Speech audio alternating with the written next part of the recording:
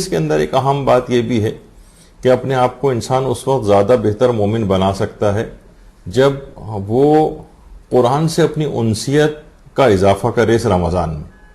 اضافہ ہونا چاہیے. اس کا مطلب یہ ہے کہ پہلے بھی قرآن سے انسیت ہونی چاہیے.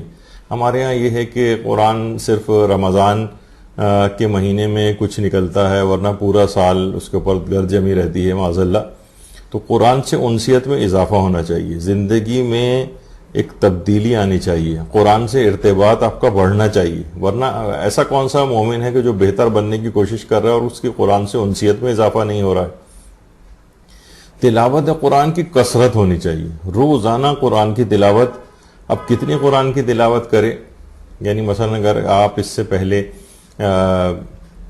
50 آیتیں روزانہ تلاوت، یا تو کوئی تلاوت کرتا ہی نہیں ہے تو رمضان المبارک میں اس کو بڑھائے. کم آیتیں پڑھتا ہے، چند سورے پڑھتا تھا تو زیادہ سورے پڑھے.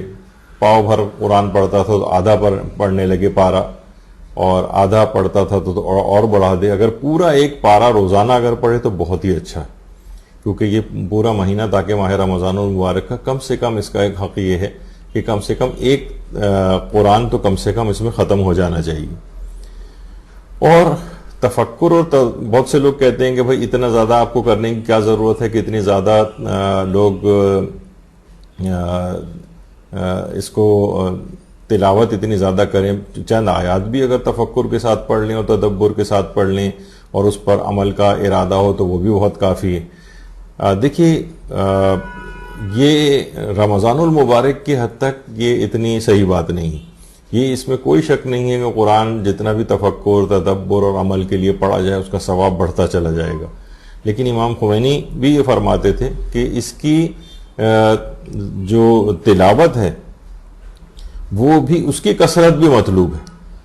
یعنی ایسا نہیں ہے کہ تفکر کے بغیر تلاوت بالکل بیکار ہے، اور اگر عمل کا فی الحال ارادہ نہ ہو، صرف تلاوت ہی کرنی ہو تو وہ بالکل ایک بیکار ہے تلاوت. ایسا نہیں. مجلہ حوضہ جو نکلتا ہے وہاں سے ایک رسالہ، اس کا 96 نمبر جو ہے اس میں بھی یہ بات آئی ہے. اور وعدہ دیدار کے نام سے امام خمینی نے جلاوطنی میں جو خطوط اپنے بیٹے احمد خمینی کے نام لکھے تھے وہ اردو زبان میں وعدہ دیدار کے نام سے شائع بھی ہوئے ہیں. اس میں امام خمینی نے بڑی اچھی بات اپنے بیٹے سے کہی ہے، احمد خمینی سے، کہ بیٹا دیکھو، خواہ فقط قرآن کی تلاوت ہی کی حد تک کیوں نہ صحیح، صرف تلاوت کی حد تک ہی کیوں نہ صحیح، تم اس کتاب سے مانوس ہو جاؤ. اور ہرگز نہ سوچو کہ معرفت اگر نہیں ہے تو اس تلاوت کا کوئی فائدہ نہیں. دیکھو بیٹا، یہ ایک شیطانی وسوسہ ہے. نامہ محبوب بھی محبوب کی طرح سے ہی انسان کو محبوب ہوتا ہے، خواہ عاشق کو اس کا مضمون سمجھ نہ بھی آئے. ہو سکتا ہے کہ اس قرأت قرآن کے ذریعے ہی محبوب کی محبت سے تم آشنا ہو جاؤ اور وہ پروردگار عالم تمہارے دامن کو تھام لے.